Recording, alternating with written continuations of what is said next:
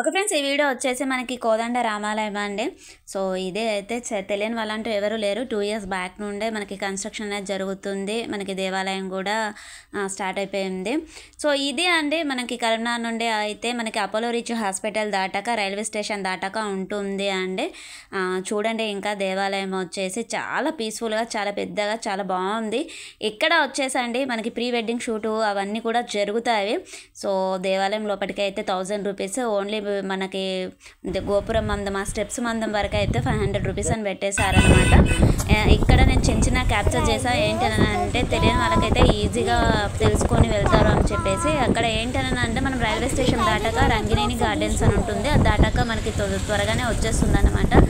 So మనకి road పై నుండే మనకి దేవాలయం గోపురం అనేది కనిపిస్తుంది. చాలా చక్కగా ఉందండి, చాలా బాగుంది దేవాలయం వచ్చేసి. అసలు కనుల విందుగా, కనుల పండుగ అన్నట్టు ఉంటుంది కదా, ఆ విధంగా ఉందన్నమాట. సో శ్రీరామనవమి కదా అండి, అక్కడ ఉత్సవాలు అనేవి జరుగుతున్నవి. హోమాలు, కార్యక్రమాలు, భజన, పారాయణము అవన్నీ జరుగుతున్నవండి. చూడండి, ఇంకా ఆలస్యమే ఎందుకు, చాలా వీడియోని చూసేయండి ఇంకా. సో ఇక్కడ చూడండి, మనకి దేవాలయం వేళలు అనేది కూడా ఇచ్చారు. కింద మనకి ఫోన్ నెంబర్ కూడా ఇచ్చారు, కాంటాక్ట్ నెంబర్. చూసారు కదా ఎంత చక్కగా కనిపిస్తుందో. చాలా నీలి ఆకాశం మధ్యలో ఏదో తెల్లగా చందమామలాగా అన్నట్టుగా కనిపించేసింది అన్నమాట. సో ఛానల్ని సబ్స్క్రైబ్ చేసుకోండి, పక్కనే ఉన్న బెల్ ఐకాన్ని ప్రెస్ చేయండి. మేము పెట్టేటువంటి వీడియోస్ మీకు నోటిఫికేషన్ రూపంలో వస్తాయి. మళ్ళీ మంచి వీడియోస్ మళ్ళీ కలుద్దాం. ఓకే ఫ్రెండ్స్, బాయ్, ఉందాం ఇంకా మరి.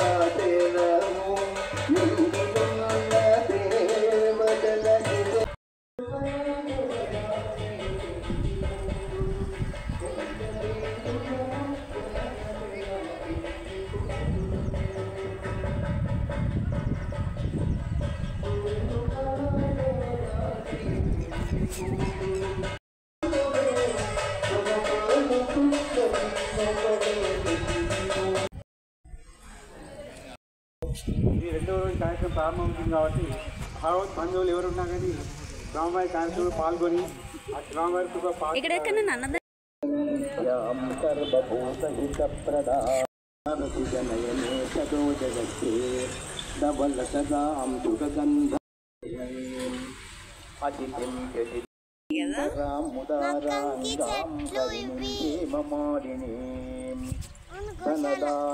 అక్కడికి వెళ్దాం, ఆవులు ఉన్నాయి, వెళ్దాం. రూపవేశ్వగతానందాం వరలక్ష్మీం వసుప్రదాం శుభాం హిరణ్య ప్రాకారాం సముద్రతనయాం జయాం నమామి మంగళాం దేవీం విష్ణువక్షస్థలక్షితాం నారాయణ సమాశ్రితాం దారిద్ర్యసంశినీ దేవీం సర్వోపద్రవపారిణీం నవదుర్గాం మహాకా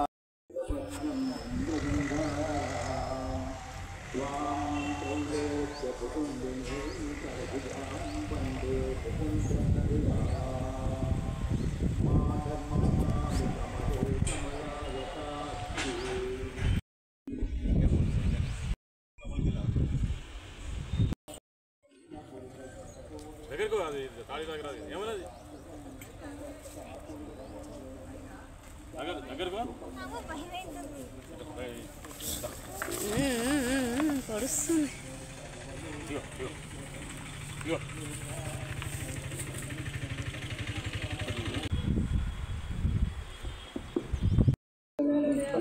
సర్వభూత హిత ప్రదా